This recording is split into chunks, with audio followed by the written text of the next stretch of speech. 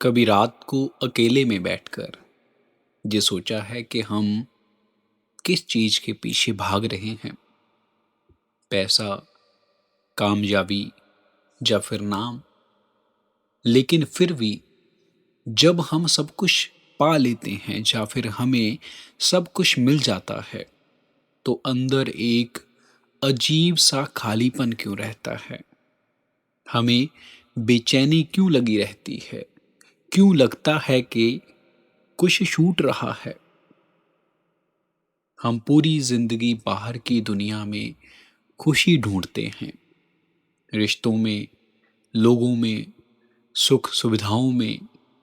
लेकिन सच तो यह है कि मेरे दोस्तों, जिसे हम जबरदस्ती बांधना चाहते हैं वही सबसे पहले छूट जाता है। आज का यह सत्संग आपके कानों के लिए नहीं, आपकी रूह, आपकी आत्मा के लिए है। अगर आप आज यहाँ हैं तो वह कोई इत्तेफाक नहीं है। परमेश्वर आपको कुछ बनाना चाहता है, आपको बदलना चाहता है। अगले कुछ मिनटों में सब कुछ भूलकर बस इस आवाज को अपने अंदर उतरने दो। हम सब इस दुनिया में एक मुसाफिर की तरह आए हैं। जब हम बच्चे थे तो लगता था कि बड़े होकर सुकून मिलेगा। जब हम बड़े हुए तो जिम्मेवारियों के बोझ में ऐसे दबे कि हमारी मुस्कुराहट हमसे रूठ गई। हमें अच्छे से मुस्कुराना, सुकून से मुस्कुराना ही भूल गया। हम दिन रात मेहनत करते हैं ताकि उन लोगों को खुश रखें जिनसे हम प्यार करते हैं। लेकिन कभी कभी यही लोग, वही रिश्ते हमें ऐसी चोट दे जाते हैं कि दिल चलते चलते रुक जाता है, सब टूट जाता है। हम रोते हैं, उस मालिक के आगे सवाल करते हैं कि हे भगवान, मेरे साथ ही ऐसा क्यों होता है। लेकिन याद रखिए, जब घर का कोई बर्तन गंदा हो जाता है तो उसे जोर से रगड़कर साफ किया जाता है। जब मालिक आपको दुख देता है ना, तो वह आपको तोड़ना नहीं चाहता। वह आपके अंतर अहंकार को साफ करके आपको अपने और करीब लाना चाहता है। पहले हम जानते हैं कि सत्संग का मतलब क्या है। सत्य का संग, जानी उस सच का साथ जो कभी नहीं बदलता। दुनिया बदल जाएगी, लोग बदल जाएंगे, आपका वक्त बदल जाएगा। अगर कोई नहीं बदलेगा तो वह है जो आपके अंदर बैठा, वो परमात्मा है, वो सच्चा मालिक है। हम मंदिर जाते हैं, मस्जिद जाते हैं, गुरुद्वारे जाते हैं, पर कभी अपने अंतर झांक कर नहीं देखते। एक छोटी सी कहानी याद आती है। एक हिरन के अंदर ही कस्तूरी होती है, पर वह उस खुशबू के पीछे पूरे जंगल में पागलों की तरह दौड़ता है। वह थक जाता है, जख्मी हो जाता है, पर उसे वह खुशबू बाहर कहीं नहीं मिलती। क्यों? क्योंकि वो खुशबू तो उसके अपने अंतर ही थी।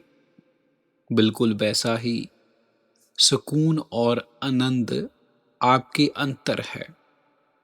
जब आप सुबह उठकर 2 मिनट के लिए आंखें बंद करके उस प्रभु का नाम लेते हो तो आप किसी पत्थर को नहीं पुकार रहे होते, आप अपनी उस माँ को पुकार रहे होते हो जिसने इस पूरी सृष्टि को बनाया है। वह इतने दयालु हैं कि आप हजार बार भी उन्हें भूल जाओ, पर वह एक पल के लिए भी आपका हाथ नहीं छोड़ता। आंखें बंद कीजिए और सोचिए, क्या लेकर आए थे और क्या लेकर जाएंगे। सब यहीं छूट जाएगा।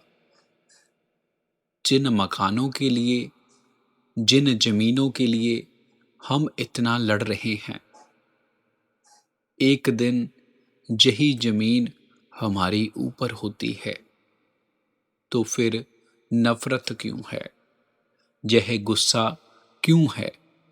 छोड़ दीजिए सारी चिंताएं, उनके चरणों में जाइए। बोल दीजिए उनसे, हे मालिक, मैं थक गया हूं इस दुनिया से लड़ते लड़ते। मैं खुद को आपको सौंप रहा हूं। जो आपकी रजा है वही मेरी खुशी है।